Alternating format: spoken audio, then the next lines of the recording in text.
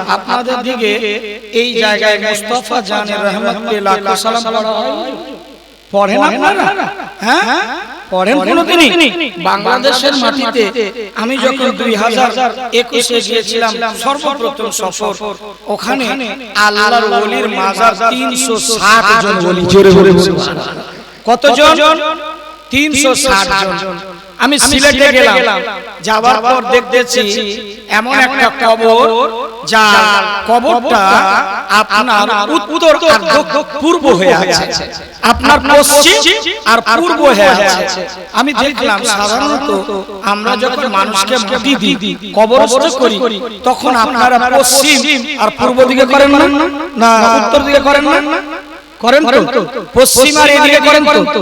কিন্তু ওখানে দেখলাম পশ্চিম আর পূর্ব হয়ে আছে। আমি জিজ্ঞেস করলাম, ভাই ব্যাপারটা কি? 360 জন ওলি, আল্লাহর ওলি, আর ইনার কবরটা দেখলাম পশ্চিম আর পূর্ব হয়ে আছে, তার কারণ কি? তখন ওখানকার যে খানকার মুতাওয়াল্লি উনি বললেন, হুজুর আপনি ভারত থেকে এসেছেন? আমি বললাম আলহামদুলিল্লাহ ভারত থেকে এসেছি। বলে আপনাদের তো ভাগ্যটা খুব ভালো, বিনা পাসপোর্টে আপনারা দয়াল খাজা বাবার দিদার করেন। আপনাদের ভারতে দয়াল খাজা বাবা আছে, শের হিন্দি হযরতে মুজাদ্দিদে আল-ফাসানি রয়েছে, আপনার মুজাদ্দিদে আল-ফাসানি রয়েছে, মেহবুবে ইলাহি রয়েছে, আপনার ভারতে আপনার আলা হযরত রয়েছে। এই সালাম কেন পড়া হয় ভাই? এই সালাম আমাদের ভারতের সুন্নি মুসলমানেরা পড়ে, আপনাদের বাংলাদেশে আসলো কি করে? মরিশাস আফ্রিকায় 15 দিনের ট্যুরে গিয়েছিলাম। আমার পীর মুর্শিদ তাজ শরিয়ার সাথে আমি যখন সফরে ছিলাম, মরিশাসে একটা ছোট মুলক, একটা জাজিরা, ওখানেও দেখলাম মুস্তাফা জানের রহমত পে লাখো সালাম, শামে বজমে হিদায়াত পে লাখো সালাম, সালাম করতেছেন। আমি বললাম, ভাই ওখানে কেন সালাম? বলে শুনেন, এমন একটা সালাম, এমন একজন আশিকে রাসূলের সালাম, জিনার সালাম পুরা দুনিয়াতে মাকবুল হয়েছে। তো ওই মাজারটা দেখলাম পূর্ব পশ্চিম হয়ে আছে, পূর্ব পশ্চিম। আমি জিজ্ঞেস করলাম, এই আল্লাহর ওলির কবরটা, এই রওজাটা এই রকম কেন ভাই?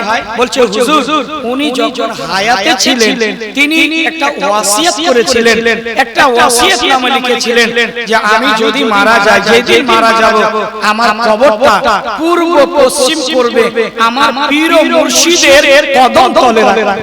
সুবহানাল্লাহ, কি বলতে হবে? মুফতি আপনাকে 12টার পর শুনলে আপনাকে বলতে হবে, একটু জোরে জোরে সুবহানাল্লাহ। সুবহানাল্লাহ বলে নেকি আছে না গুনাহ আছে? আপনি এখানে বসে মায়েরা আসতে বলবেন, পুরুষেরা জোরে সুবহানাল্লাহ বলবেন, আপনার নামায়ে আমালে 90টি নেকি লিপিবদ্ধ করে দেওয়া। আপনি আর আমি রাত জেগে বসে আছি কেন আব্বা? কিসের আশায়? একটাই আশা, নেকির আশা না? নেকির আশা বসছি। আর সৈয়দ আশরাফ আলী রাহমাতুল্লাহ আলাইহি ফয়সাল নেওয়ার জন্য বসছি না? সুবহানাল্লাহ বলবেন, 90 নেকি পাবেন না। আপনি একবার যদি আল্লাহু আকবার বলতে পারেন, আপনার প্রতিটা অক্ষরের বদলে 40টা নেকি লিপিবদ্ধ করে দেওয়া হবে। 40 আর 90 কত হলো বাবা? একটু যোগ করে কত হয়েছে? 130টি নেকি বসে বসে আপনি ফ্রিতে পাচ্ছেন। ফ্রির মাল কেউ ছাড়ে? কথা বলে ছাড়ে? আচ্ছা একটা কথা বলুন, আমার ভাষা বুঝতে আপনাদের অসুবিধা হচ্ছে? অসুবিধা হচ্ছে? একটু হাত উঠে বলেন ইয়া রাসূলুল্লাহ। কে হাত উঠালো না দেখেন তো, পাশের পকেটে তো নাই? এমনও হয়ে যায়, হাত উঠাতে বললাম আর এক পকেটে হাত ধরে হয়ে আছে। বুঝতে পারলেন? একটু জোরে বলেন ইয়া রাসূলুল্লাহ। আর একটু জোরে বলেন লাব্বাইক ইয়া রাসূলুল্লাহ। বলেন লাব্বাইক লাব্বাইক লাব্বাইক লাব্বাইক। এত ঠান্ডা নাই, মাফরাটা হটিয়ে বলেন লাব্বাইক ইয়া রাসূলুল্লাহ। আলহামদুলিল্লাহ, মাশাআল্লাহ। তো হুজুর সৈয়দ আওলাদে রাসূলের ফয়জান বাঁটতেছে, আর শুনুন কেমন ফয়জান বর্ষণ হয়, মুফতি আব্দুলকে শুনলে বুঝতে পারবেন ইনশাআল্লাহ। তো আমি বললাম এই মাজারটার কথা জিজ্ঞেস যখন করেছিলাম, বলে হুজুর ওনার পীর ও মুর্শিদের কদমে রাখতে বলছিলেন, তো আমরা বিবেকে বাঁধেনি, আমরা তার কবরটাকে আপনার উত্তর আর দক্ষিণে করে দিয়েছিলাম। আর যখন দেখি রাতের বেলা আমরা তো ঘুমিয়ে গিয়েছি, ফজরের সময় দেখছি অটোমেটিকই তার কবরখানা পশ্চিম আর পূর্ব। সুবহানাল্লাহ, একটু জোরে বলতে হবে। আল্লাহর ওলির ক্ষমতা আছে না নাই? এই জোরে বলতে হবে। আল্লাহর ওলির ক্ষমতা আছে না নাই? আপনার ডুমুর গ্রামের মানুষ বড় ভাগ্যবান যে আওলাদে রাসূল আপনার এখানে ঘুমিয়ে আছেন। কোনো যদি অসুবিধা হয়, মনে যদি খারাপ করে, আপনি হুজুরের দরবারে চৌকাঠে একটা চুমন দিবেন, সফরে বেরিয়ে যাবেন। হুজুর আমার লাগে একটা দোয়া করিয়েন, সৈয়দ আওলাদে রাসূল আশরাফ আলী রাহমাতুল্লাহ আপনার জন্য দোয়া করবেন। সুবহানাল্লাহ, সুবহানাল্লাহ করবেন, ভাগ্য বদলে যাবে আলহামদুলিল্লাহ। এই আল্লাহর ওলিদের বড় ফয়জান রয়েছে। সাধারণ না, বুঝতে পারলেন যে তার কবরটা পূর্ব পশ্চিমে ছিল, কিন্তু অটোমেটিক রাতের বেলা আপনার পূর্ব আর পশ্চিমে হয়ে গেছে অটোমেটিক। আমি বললাম বাহারে আল্লাহর ওলির ক্ষমতা। আর একটা আপনাদের কষ্ট হচ্ছে নাকি? কষ্ট হচ্ছে? ওখান থেকে 25 কিলোমিটার আগে গেলাম বাংলাদেশে, ওই জায়গাটার নাম হচ্ছে আপনার ব্রাহ্মণবাড়িয়া। কোথায়? ব্রাহ্মণবাড়িয়া। ওখানে যাওয়ার পরে দেখলাম কেল্লা বাবা, একটা মাজার শরীফ হুজুর, কেল্লা বাবাতে গেলাম। যাওয়ার পর দেখলাম তাহিরি বাবা যেখানে আছেন, কেল্লা বাবাতে যাওয়ার পর তিনার কবরে গেলাম। ওখানে দেখছি তালা লক, হাজার হাজার মানুষের ঢল। ওখানে একটা মসজিদ রয়েছে, সেই মসজিদটার নাম হচ্ছে জিন মসজিদ। কি মসজিদ? জিন মসজিদ। মসজিদটাকে জিনেরা নির্মাণ করেছেন। আমি একটু আদবের সাথে বসলাম। ওখানে মোতাওয়াল্লি খানকার যে মালিক, খবর দেওয়া হলো যে ভারত থেকে একজন মুফতি সাহেব এসেছেন একটু জিয়ারত করার উদ্দেশ্যে। তখন উনি নিজে আসলেন, তালা খুললেন। এত বড় দেখলাম একটা তাজ রাখানো আছে, সুবহানাল্লাহ রাখানো আছে। আমি দাঁড়িয়ে সালাত ও সালাম পেশ করলাম, একটু ফাতিহা করলাম। আমি হিস্ট্রি জানলাম যে এই কেল্লা বাবার একটু সংক্ষিপ্ত জীবনী শোনান। বলে হুজুর লাহোর শুনেছেন নাম? লাহোর থেকে উনি যখন এসেছিলেন শহীদ হয়ে বিনা গর্দন ছাড়া বডি এসেছিল। সুবহানাল্লাহ, আল্লাহর ওলির ক্ষমতা আছে না নাই? আছে না নাই? এই আল্লাহর ওলির পাশে থাকবেন, কামিয়াব থাকবেন, কামিয়াব। আল্লাহর ওলির বড় ক্ষমতা। আল্লাহু আকবার। আমার গাউসে আজম বড় পীর আব্দুল কাদের জিলানী মায়ের পেটে গর্ভেতে ছিলেন, পৃথিবীর জমিনে আসলেন। প্রথম যখন মক্তবে যান, প্রথম যখন পাঠশালায় যান, মাদ্রাসায় যান, শিক্ষক পড়ালেন। বলো আউযু বিল্লাহি মিনাশ শাইতানির রাজিম। আমার গাউসে আজম পড়তেছেন বিসমিল্লাহির রহমানির রহিম। আমার গাউসে আজমকে পড়াচ্ছেন, বলো বেটা আলহামদুলিল্লাহি রাব্বিল আলামিন। আমার গাউসে আজম পড়ছেন মালিকি ইয়াউমিদ্দিন। এ গাউসে আজম চলে যাচ্ছেন, 18 পারা কোরআন শুনিয়ে দিলেন। শিক্ষক হায়রান হয়ে গেলেন, তাজ্জুব হয়ে গেছিলেন। ও আব্দুল কাদের জিলানী, বেটা বলো দেখি কোন মাদ্রাসায় পড়েছো, কোন মক্তবে পড়েছো? গাউসে আজম বলতেছেন আব্দুল কাদের জিলানী আল্লাহর ওলিদের ওলিদের সর্দার।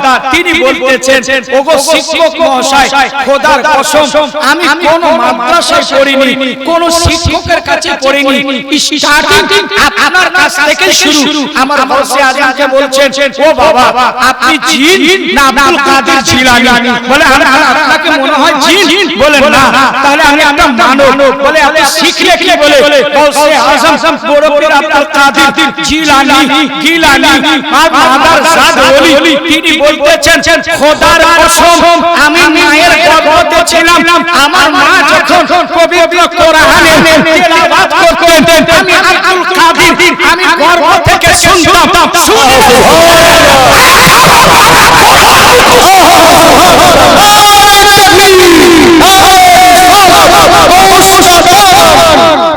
আল্লাহর ওলির ক্ষমতা আছে না নাই? একটু জোরে বলতে হবে। আল্লাহর ওলি পীরের পীর রওশন নবী বড় পীর আব্দুল কাদের জিলানী আছে না? ইনা আল্লাহ ওয়ালা বড় ক্ষমতা। একটা লাশ বাচ্চাকে নিয়ে এসে আমার গাউসে আজমের দরবারে, তিনি বাল্যকালে আছেন। তিনার নাম, নানার নাম মনে আছে আপনাদের?